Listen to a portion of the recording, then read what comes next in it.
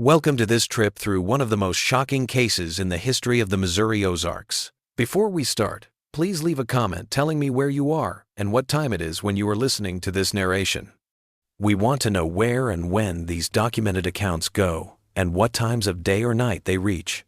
In the fall of 1892, the small town of Black Hollow in the Missouri Ozarks became the center of events that would stump even the most experienced investigators of the time.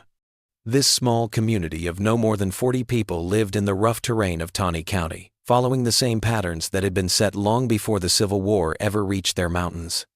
The hollow itself was almost 3 miles long and was surrounded by steep limestone bluffs. It could only be reached by a narrow trail that went through thick oak and hickory forests. Most of the people who lived there had never gone more than 25 miles to the northeast to the nearest trading post in Forsyth. The mountain paths were dangerous and killed people every winter. Black Hollow's geography made it a natural fortress of solitude. Bull Creek flowed through the valley floor, getting water from many springs that came from the limestone bedrock. People would go miles out of their way to fill their containers from these mountain sources because the water was so clean.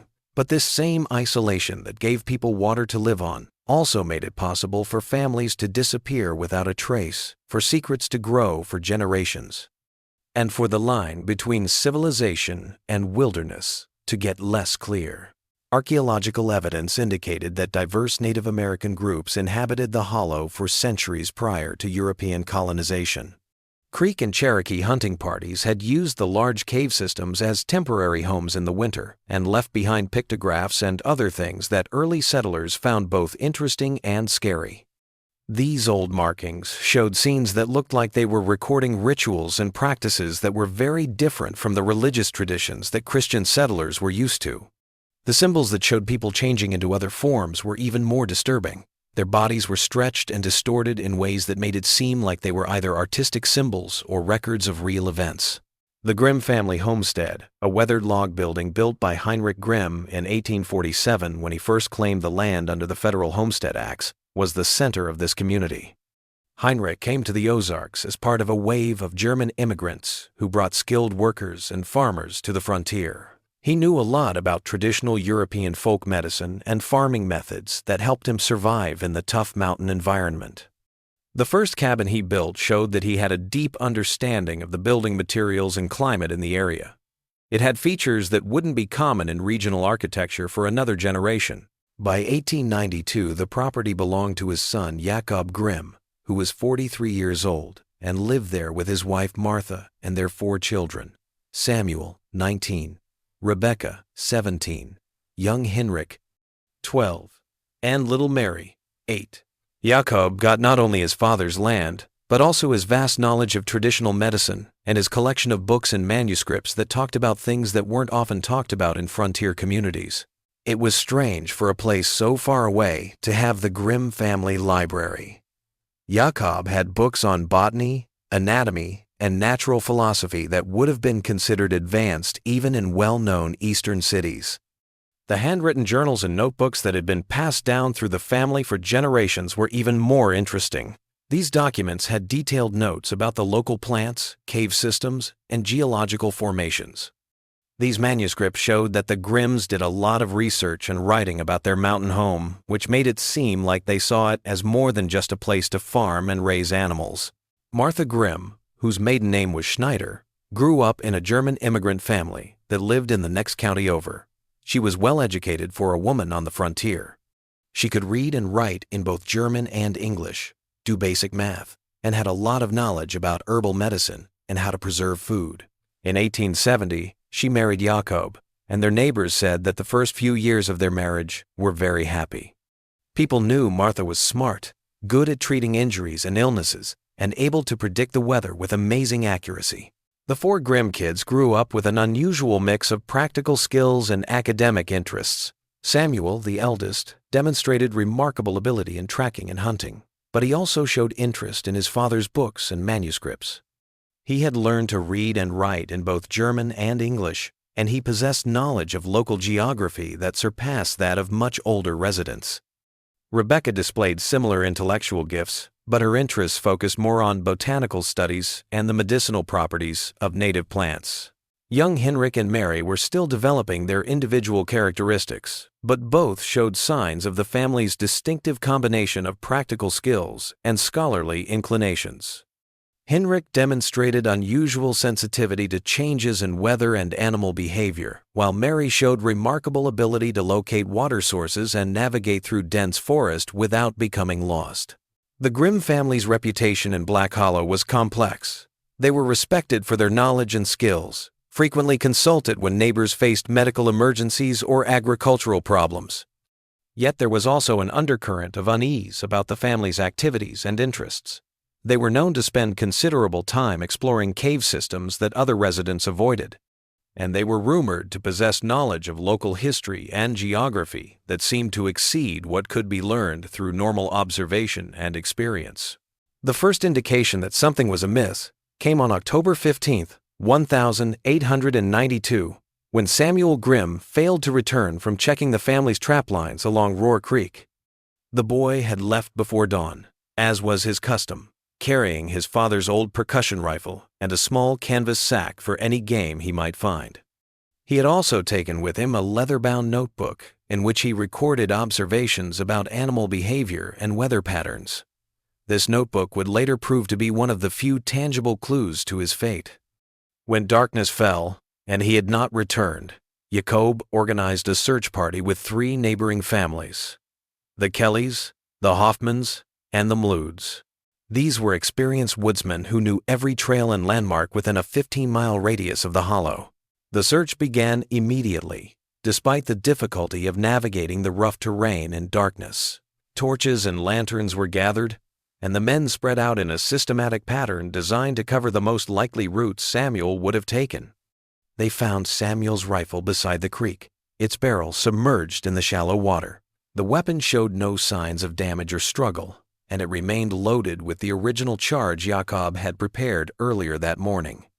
His canvas sack lay nearby, torn and empty, but the tear pattern suggested deliberate cutting rather than accidental damage.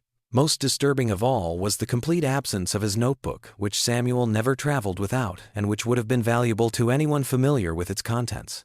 The tracks discovered in the soft mud along the bank defied easy explanation and would be discussed and debated by residents of the hollow for decades to come. Samuel's bootprints were clearly visible in several locations, showing that he had moved along the creek bank for some distance before stopping at the spot where his rifle was found. But alongside his tracks were impressions that challenged the observer's understanding of what they were seeing.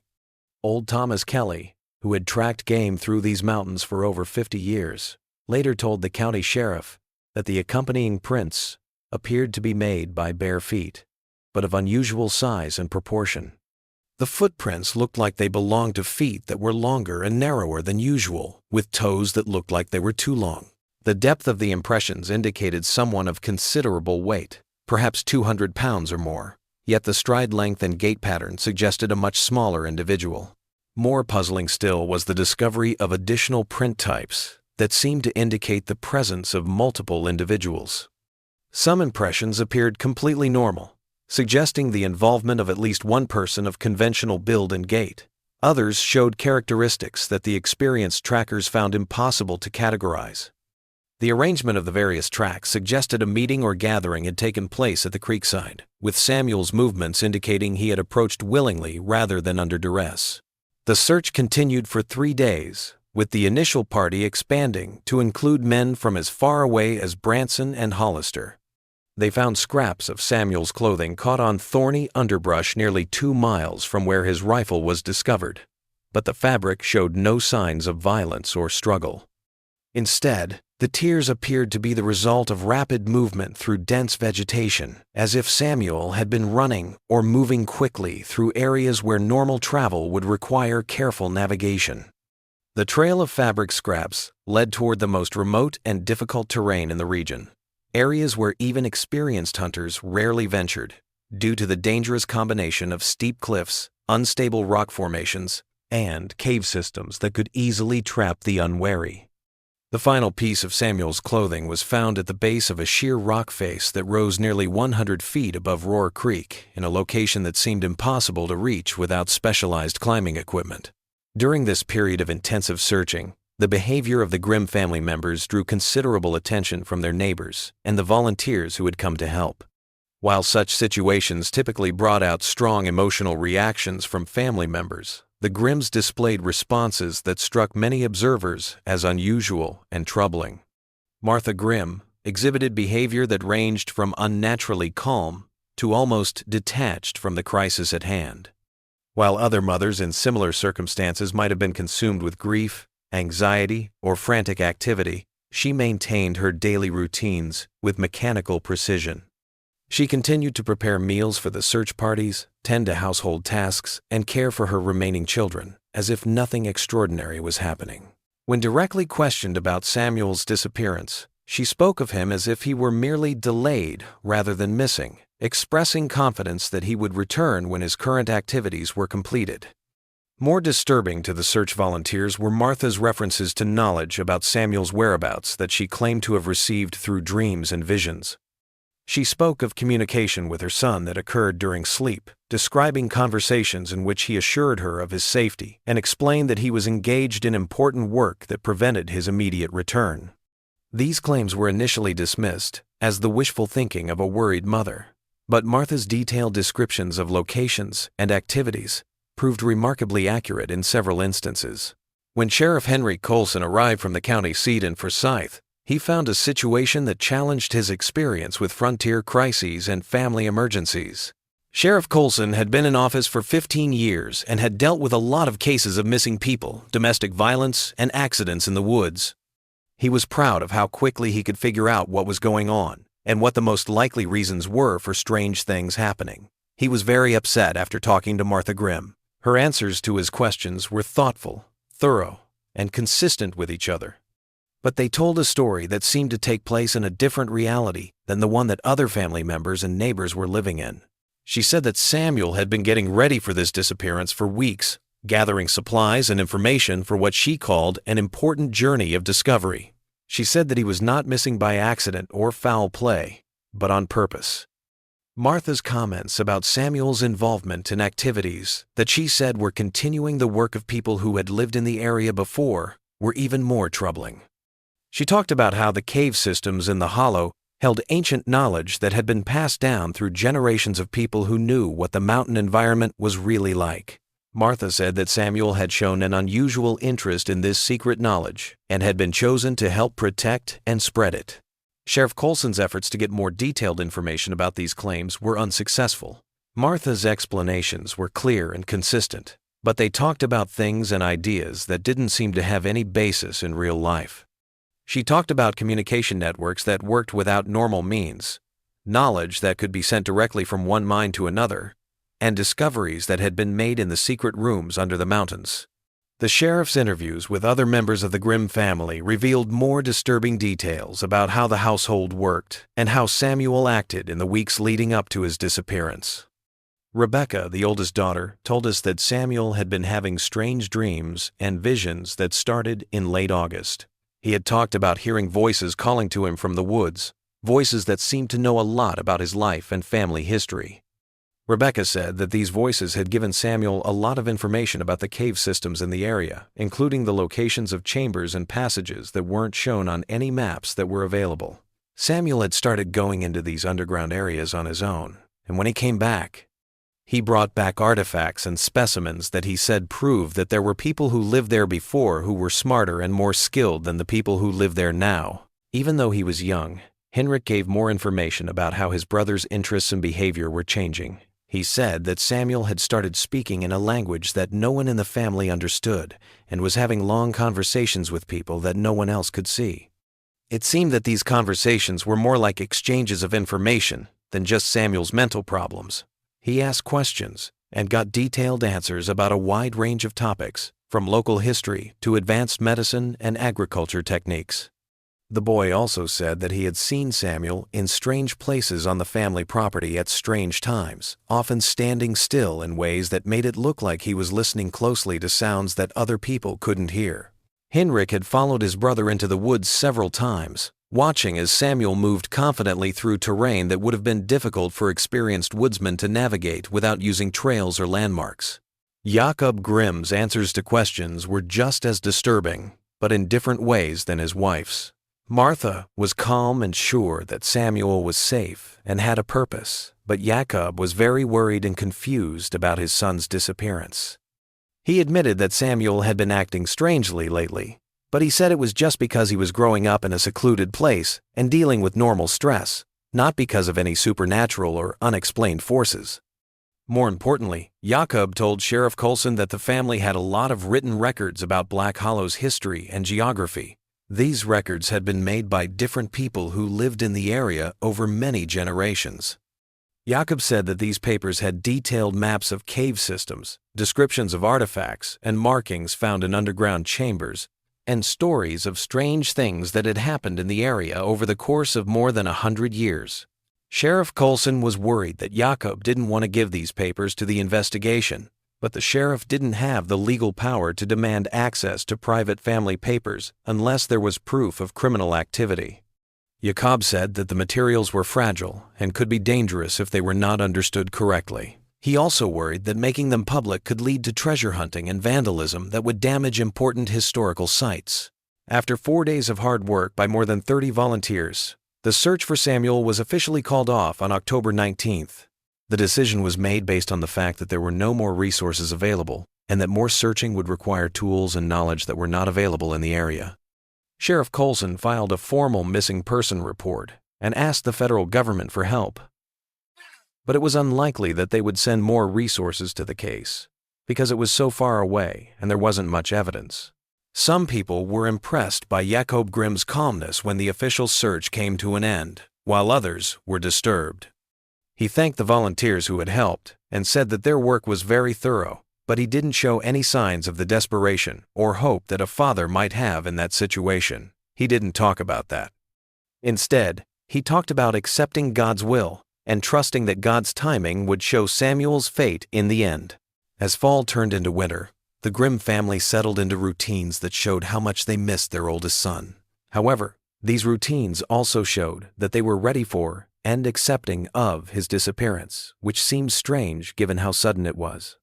The other family members took over Samuel's duties in a way that showed they had planned ahead, and the family's daily life went on with little interruption.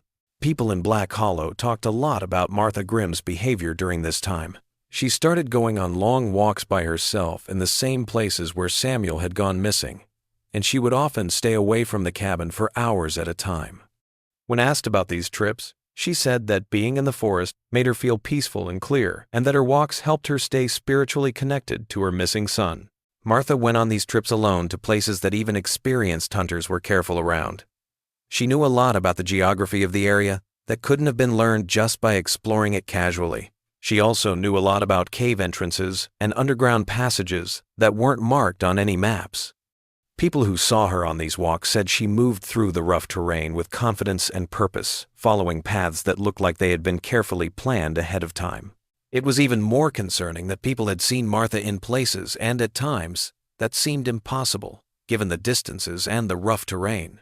Several witnesses said they saw her at the same time in different parts of the hollow, which led to speculation about whether she was getting help from unknown accomplices or whether the witnesses had made a mistake in identifying her. Rebecca Grimm, now the oldest child still living at home, took on a lot of her mother's household duties with a level of maturity that seemed to be beyond her 17 years.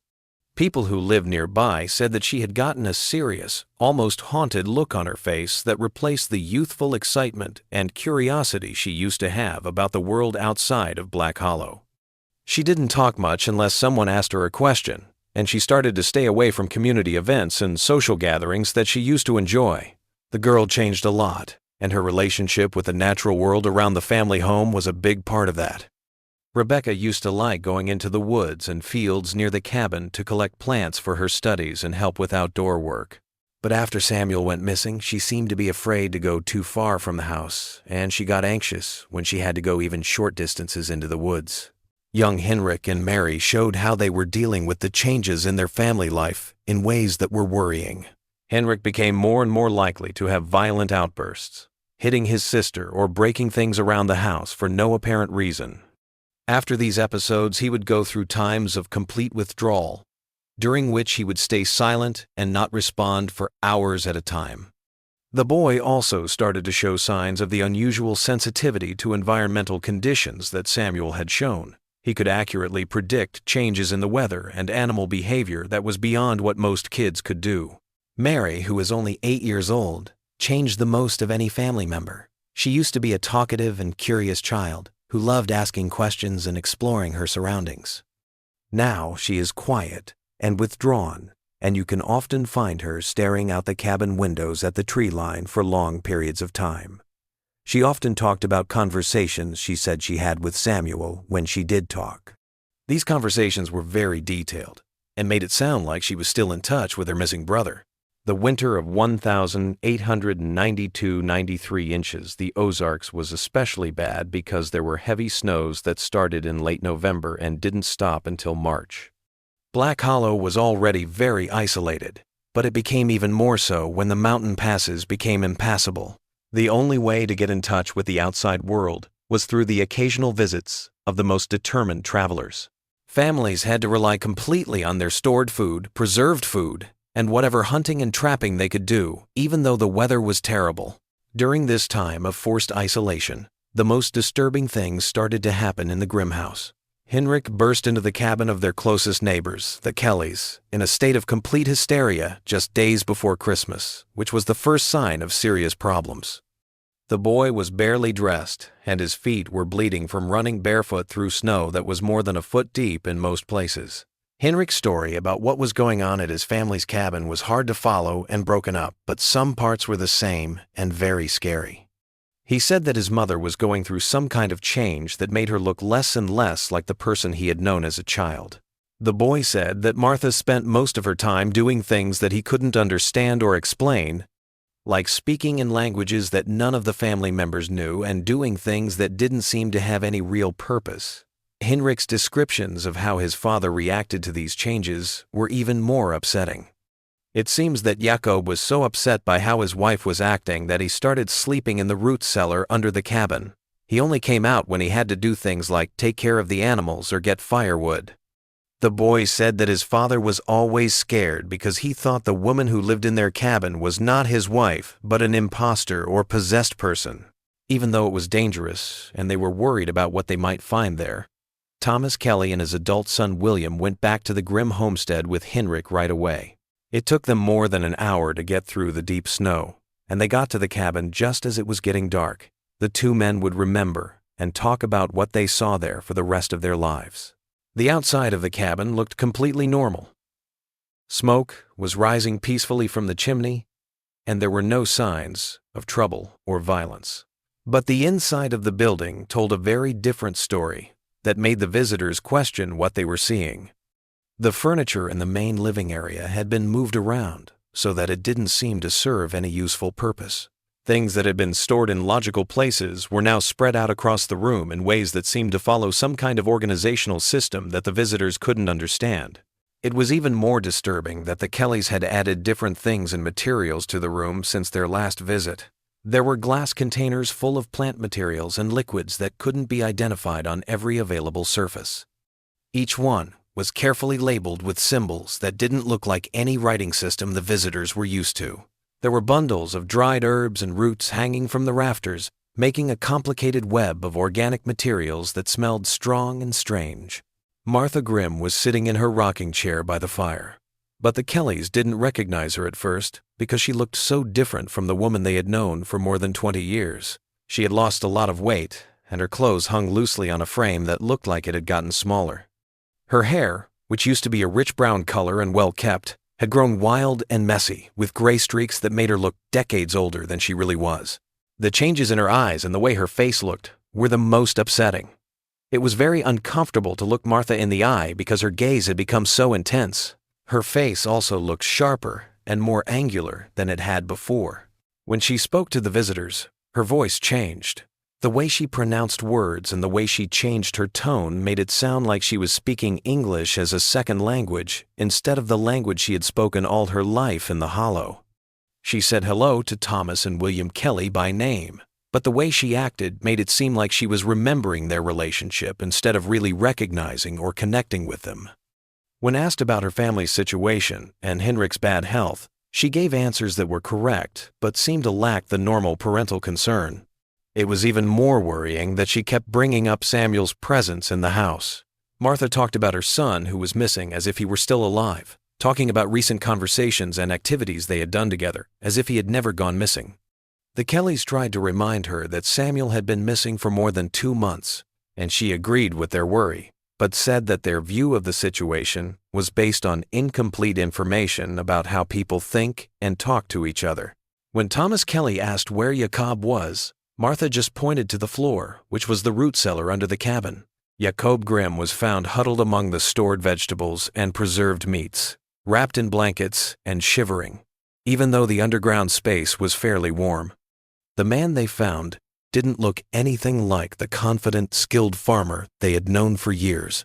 Jacob's health showed that he had been living in the cellar for a long time, getting by on food and water that Rebecca brought down to him in baskets and ropes. His hair was completely white, and his hands shook, which could have been because he was cold, scared, or both. Most importantly, he looked like he had aged years in just a few months. His face was lined with deep lines, and he always looked worried. Visitors to Jacob's home found it hard to understand what he was saying about his living situation, but his fear was real and deep. He said that the woman who lived above them in the cabin was not his wife anymore. Instead, she was some kind of replacement or transformed version of Martha, who had knowledge and skills that no normal person could have gotten. He said he heard her talking to more than one person at night, even though no one had been seen coming or going from the remote homestead. Jacob's stories about finding proof that Martha was doing things that seemed to need knowledge of chemistry, botany, and other subjects she had never studied were even more disturbing. He said he found complicated tools and materials that looked like they were part of some kind of organized research or experimentation. He didn't understand the rules and procedures that were being used to do this work.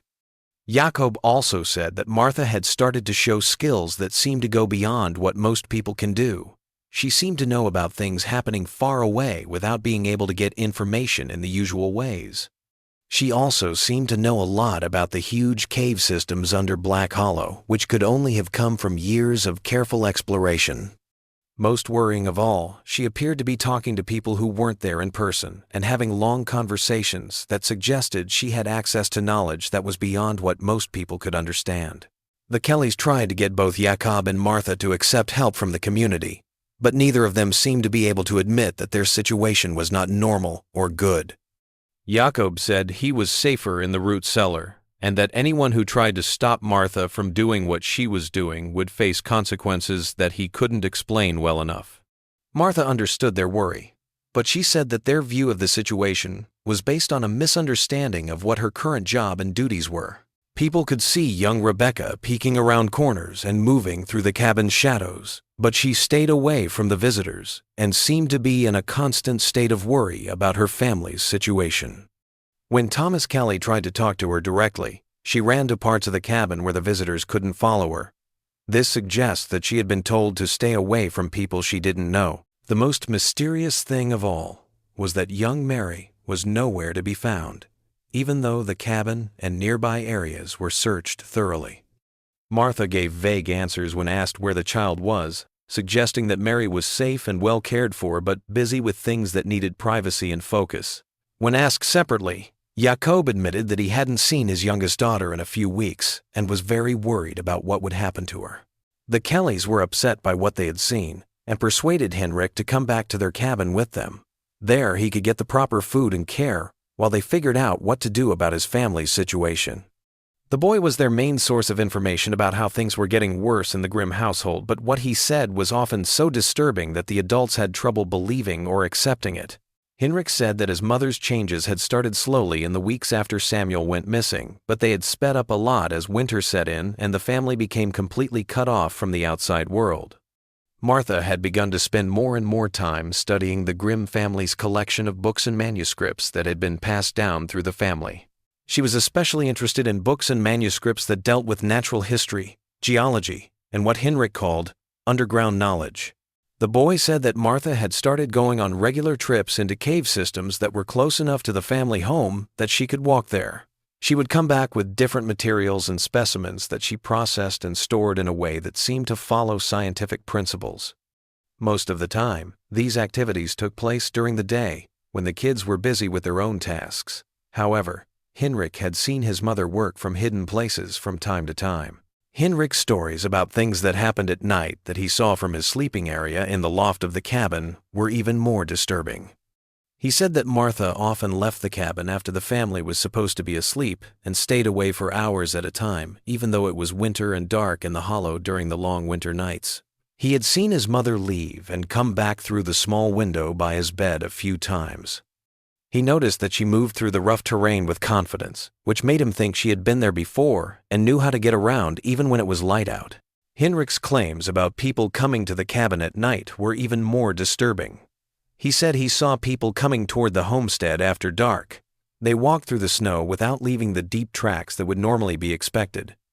It seemed like these visitors were talking to Martha in ways other than normal speech, and their meetings could last for hours before they left as quietly as they had come. The boy's stories about these strange visitors were broken up and didn't always match up, but some details kept coming up.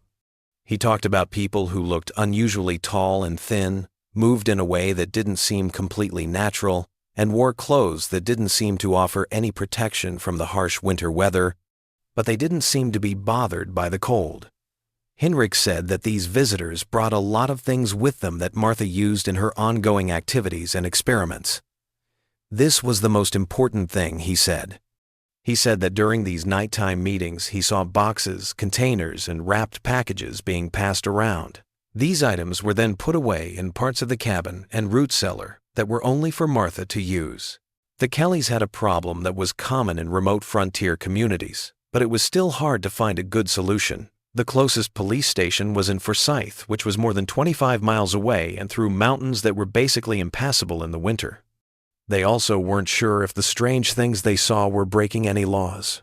A woman doing strange experiments and a man hiding in his root cellar could be signs of a domestic crisis, but they weren't enough to prove that a crime had been committed. People who came to the house at night could have been neighbors helping out or doing business that they didn't want anyone else to know about. Martha's looks and behavior may have changed dramatically because she was stressed out about losing a child and having to deal with the harsh conditions of life on the frontier during a very cold winter. After a lot of talking, the Kellys decided to ask Reverend Isaiah Morris for help. He was a circuit preacher who traveled around the area and was supposed to visit Black Hollow in the third week of January. Reverend Morris had handled similar situations in other isolated communities and had the power and experience to figure out what to do. They agreed to take care of Henrik and keep a close eye on the situation at the Grimm homestead in the meantime, given the weather and the family's apparent need for privacy. They also told other families in the hollow to keep an eye out for any signs of more problems or emergencies that might need the community's help. The weeks that followed were some of the hardest and most upsetting for people who had lived in Black Hollow for a long time. The bad weather kept up, making it very dangerous to travel and talk to people. However, there were reports of strange events and activities that seemed to be happening around the Grimm property. A number of neighbors said they saw lights moving through the woods at night. The lights were too bright and steady to be explained by torches or lanterns. These lights seemed to move along set paths that linked different cave entrances and other important geographical features in the area. Different families saw the lights on several nights, which suggests that they were part of a planned event rather than something that happened by chance. Reports of sounds echoing through the hollow in the early morning hours, especially just before dawn, were even more disturbing. People said that these sounds sounded like people talking, but they were speaking in languages that no one could understand. Even though the distances should have made it impossible for the voices to be heard clearly in the winter air, they sometimes went on for hours at a time. Thomas Kelly, who knew the most about the local wildlife and natural events, looked into these reports as much as he could. His observations confirmed that the sounds were not made by any known animal species in the area. The way they sounded made it seem like they were made by human vocal cords, making organized speech patterns. But the sound's acoustic properties showed that they were coming from places that seemed impossible to get to in the winter. Tracking expeditions that some residents tried during short periods of safe travel also provided more disturbing evidence. The hollow was covered in snow all winter, which should have made it easy to see if anyone had been through the area. However, the tracks that were found were hard to understand. There were many paths through the snow that showed signs of being used by many people on a regular basis. However, these paths connected places that were separated by terrain features that should have made travel very hard or impossible. Even more confusing, the impressions of the footprints showed traits that didn't match any known types of shoes or foot coverings that people in the area wore. Some of the tracks looked like they were made by people who were barefoot, even though it was freezing outside. Others looked like they were made by shoes or boots that were bigger and shaped differently than what people in the area are used to. The most worrying thing was that it looked like people were walking across snow-covered ground without sinking as deeply as they should have, given how soft and powdery the snow was. When Reverend Isaiah Morris finally got to Black Hollow on the 18th of January, 1893, he found a community that was having a hard time making sense of things that seemed to go against their ideas of how people act and how nature works. Reverend Morris was a well-educated and experienced man. He had worked in frontier communities in Missouri and Arkansas for more than 15 years. He had worked on cases of mental illness, domestic violence, and different kinds of religious extremism, and he wasn't easily upset by strange situations or actions. He got a full picture of the situation from his first meeting with the Kelly family and community leaders, but he insisted on doing his own investigation before deciding what to do. His first priority was to talk to Henrik directly, both to check on the boy's mental and physical health and to get first-hand accounts of what he had seen. Henrik's testimony to Reverend Morris was very detailed, consistent, and very disturbing. The boy said that his family had been going through a planned change that had started soon after Samuel went missing and had sped up during the winter. He said that this change included not only changes in behavior and appearance, but also the gaining of knowledge and skills that seemed to go beyond what most people can do. The Reverend was especially upset by Henrik's stories about what his mother did and where she got the information and materials she used in her work. The boy said that Martha had gotten her hands on written records and documents that had a lot of information about Black Hollow's history and geography. These materials looked like they had been made by people who used to live in the area, but their identity and fate were still unknown. Henrik said that these papers had maps of cave systems that went far beyond what the current residents had explored. They also had detailed descriptions of rooms and passageways that had artifacts and markings left by people who had lived there before. More importantly, the materials seemed to have given Martha instructions for different experiments and procedures she was trying to do with plants and minerals from the area. Henrik also talked about how his mother seemed to be able to talk to people who weren't there and have long conversations that seemed to involve sharing complicated information about a wide range of topics, from local history to advanced medical and chemical techniques.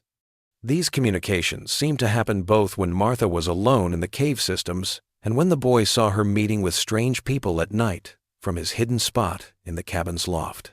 Reverend Morris's second goal was to try to talk to the Grimm family members directly, especially Martha and Jakob. This turned out to be harder than he thought it would be because neither person seemed willing or able to engage in normal social interaction. Martha recognized him as a religious authority and acknowledged his presence. But the way she answered his questions and tried to help him made it clear that she saw their conversation in a way that was very different from how most people see relationships and problems. The Reverend was most disturbed by the fact that Martha seemed to know things that she couldn't have learned in any other way.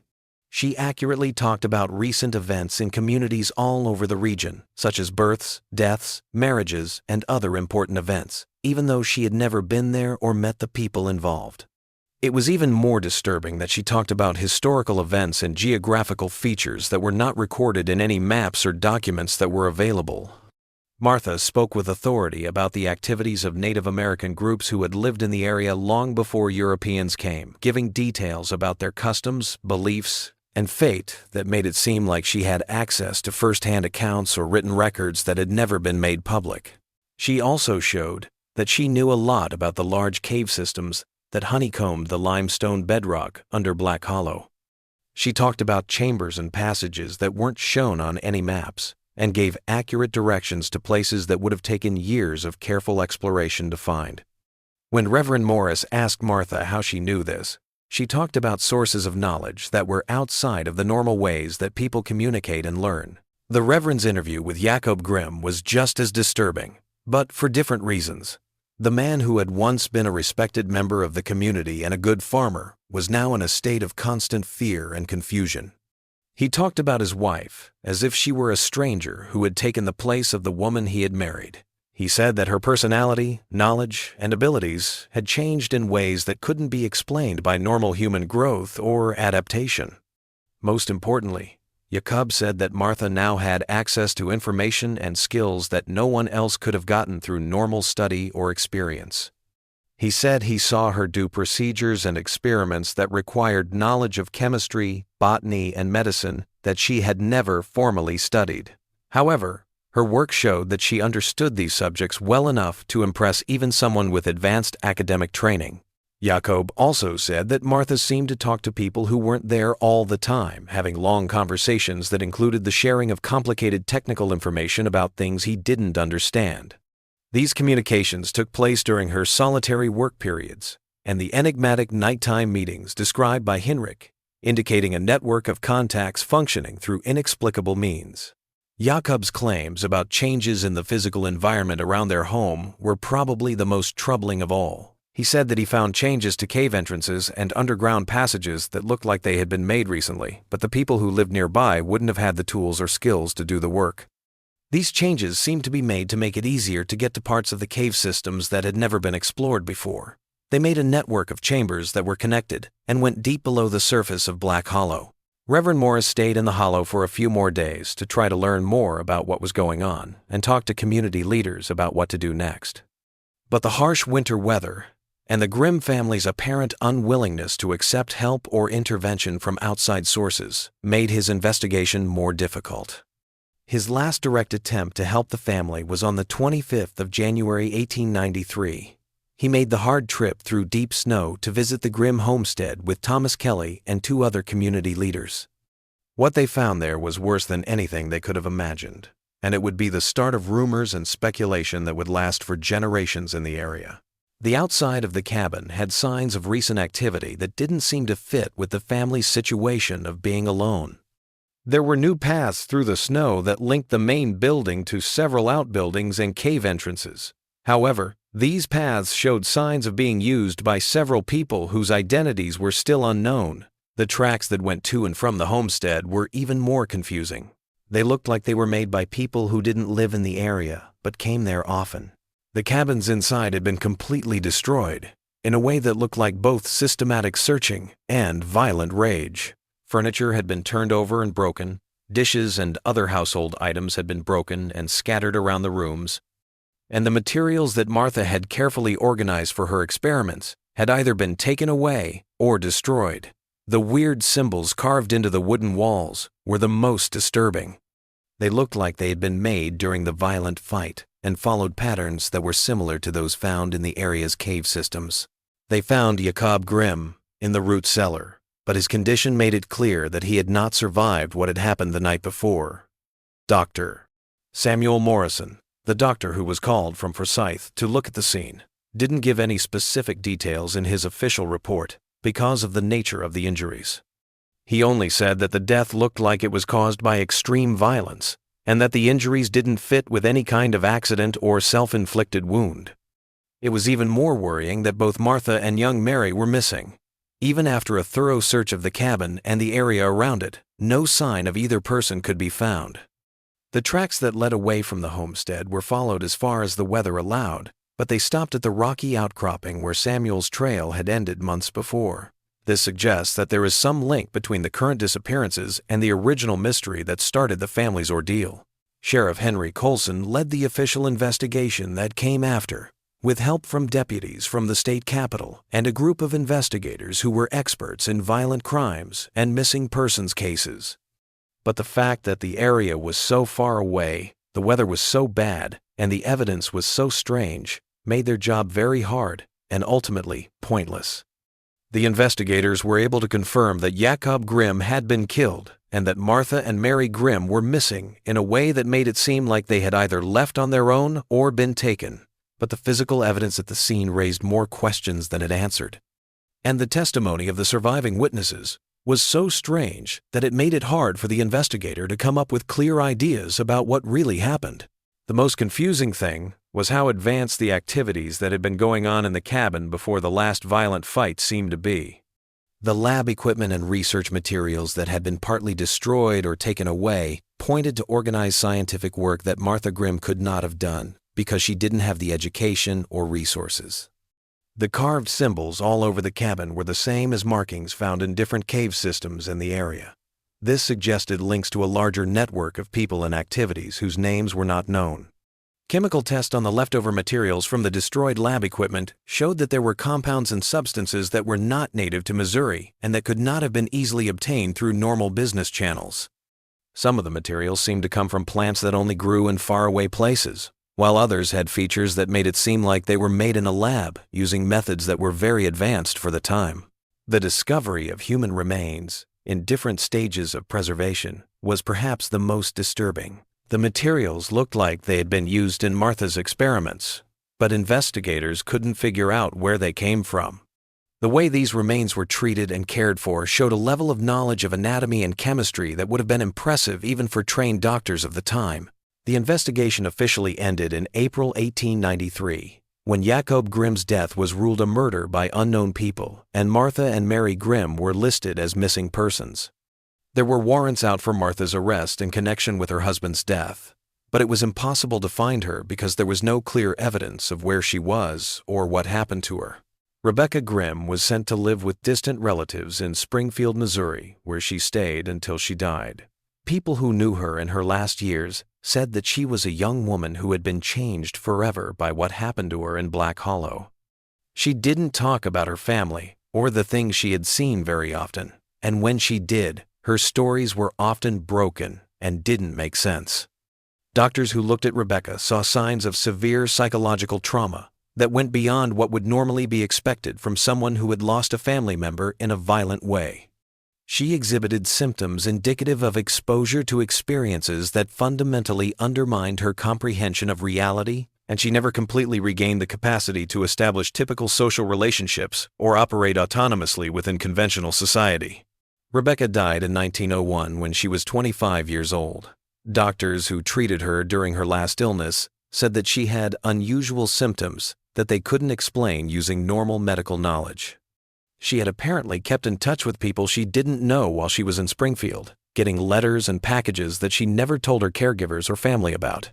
Rebecca had apparently kept showing some of the strange skills that other members of her family had, which is even more interesting. She knew a lot about things that were happening far away, and she understood natural events and scientific principles better than what could be learned through regular schooling or experience. After Rebecca died, her relatives looked through her things in the hopes of learning more about her life and maybe even finding other family members who were still alive. There were journals, letters, and other things in her belongings that gave the most complete picture of the Grimm family's life and the things that led to their downfall. These papers showed that the family's connection to the strange knowledge and skills that led to their downfall started much earlier than people thought. Rebecca's private writings say that the Grimms were part of a network of people and families in the Ozark region who were trying to keep and pass on old ways of knowing that they thought had been passed down from people who lived there before them. It seems that this network worked by sending messages in writing and meeting in person, both of which were kept secret from the rest of the community. Members talked about what they had found in cave systems, artifacts and markings that gave hints about what people did in the past, and ways to access forms of consciousness and perception that went beyond what normal people can do. Rebecca said that Samuel's disappearance was not an accident, but rather a planned move to a higher level of involvement with this secret knowledge. He had been chosen because he had shown that he was sensitive to the forces and influences that the network was studying. His apparent disappearance had actually been a kind of graduation to activities that required him to completely separate himself from normal society. Martha changed a lot during the winter of 1892-93 because she was trying to follow Samuel's path and become as connected to the hidden knowledge that the network kept as he was. But some people in the network were against her efforts because they thought she was going too fast and taking risks that could put their other activities at risk. The violent fight that led to Jacob's death and the destruction of the cabin had been the climax of a battle between these two groups. Martha chose to join Samuel instead of giving in to the restrictions her opponents wanted to put on her work. Mary's absence made it seem like she had gone on this trip with them, either as a participant or as a hostage whose fate was tied to her family's.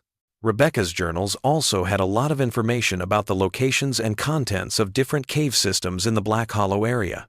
This information had been collected over many generations by network members who had systematically explored and documented the underground chambers and passages. It seems that these caves held large amounts of artifacts, written records, and preserved materials that showed what people did who lived in a civilization that was more advanced than American society today.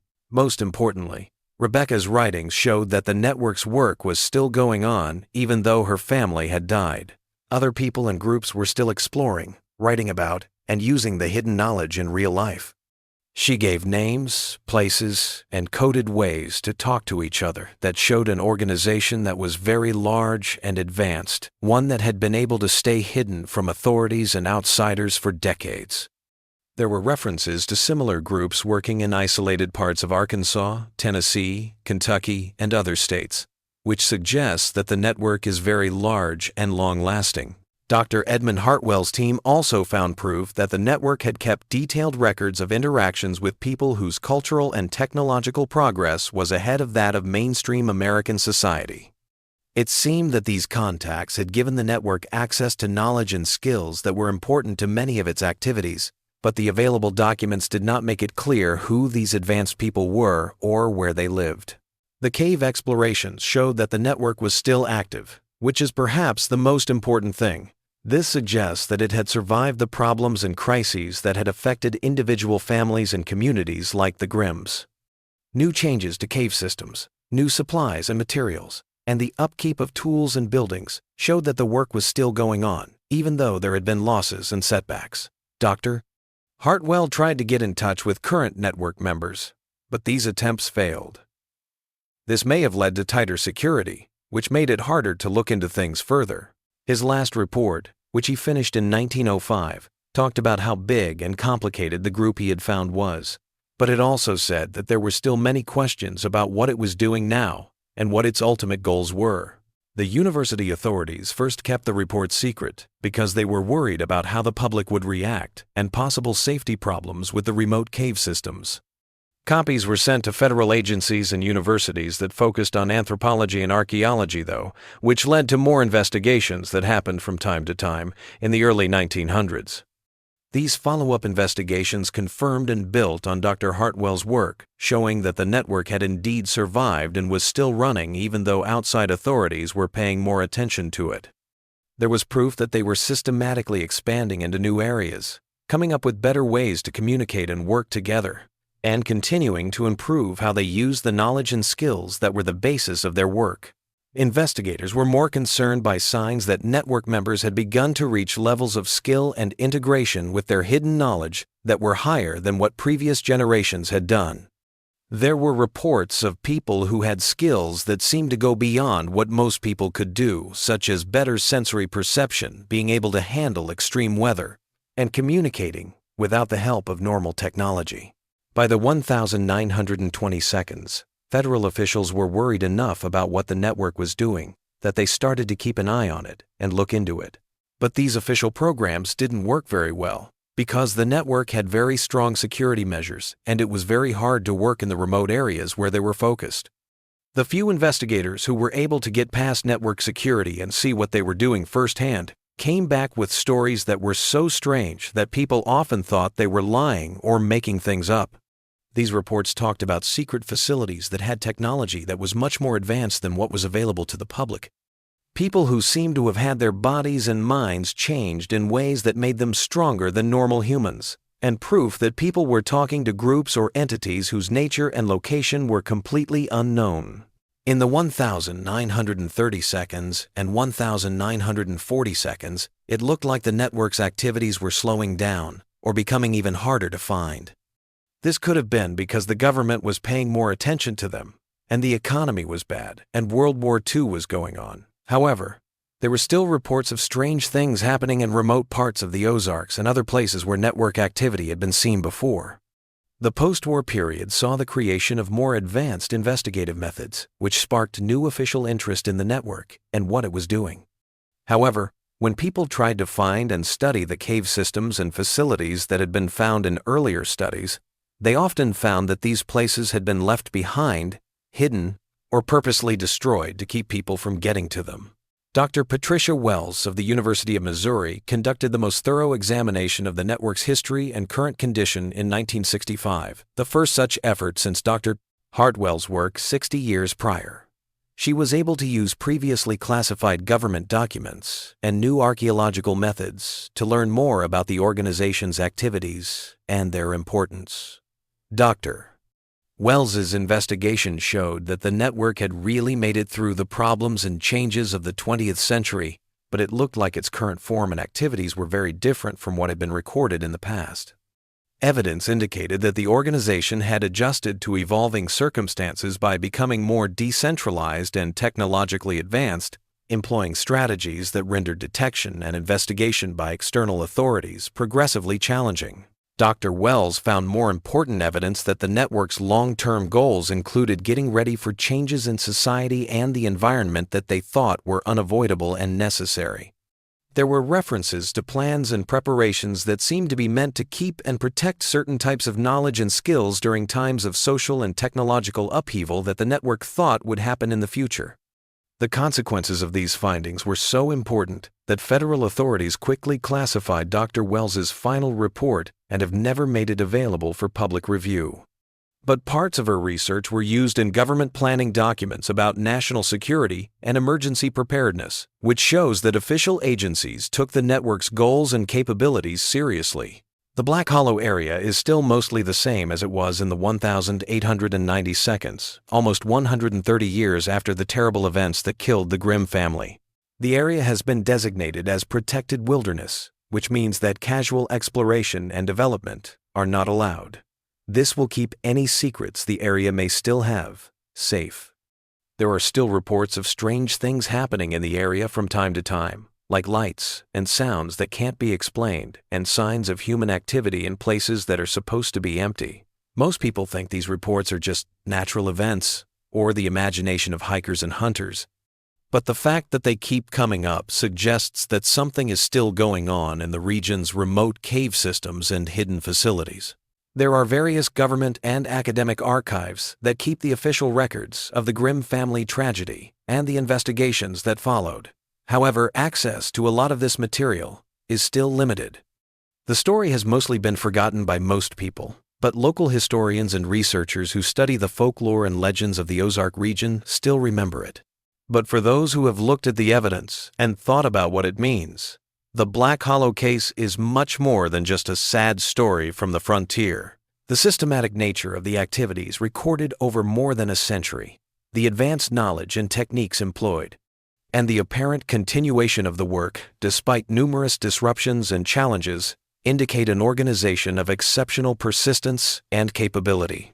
The existence of groups operating in the remote wilderness of America, with goals that go beyond those of most people in society, raises important questions about what people can do and what kinds of knowledge might exist outside of traditional academic and scientific institutions. It is unclear from the evidence we have whether the network's activities are a good way to keep ancient knowledge alive, a bad way to gain power that could threaten social stability, or something else entirely. The story of Martha Grimm and her family's tragic fate shows us that there are still ways that people can achieve things and work together that are outside of what the government and the public know about. The mountains and forests of Missouri still keep their secrets, but the evidence shows that those secrets may hold skills and knowledge that are very important for the future of humanity. The Black Hollow case reminds us that there are still parts of human experience and potential that we don't fully understand, even though we live in a time of global communication and scientific progress. Maybe one day, when people are smart enough and strong enough to safely look for these hidden forms of knowledge, The sealed caves and secret buildings in the Ozark Mountains will be opened, and their contents will be fully examined. They are still the same as they were when Martha Grimm left them over 100 years ago. Collections of human accomplishments that were beyond the understanding of their time and are still waiting for future generations to have the courage and vision to figure them out. The hollow is quiet now, its secrets hidden under layers of stone and government classification. But the wind that blows through the old trees still carries echoes of the knowledge and skills that people who lived there long ago sought after, people whose vision went far beyond the limits of their time.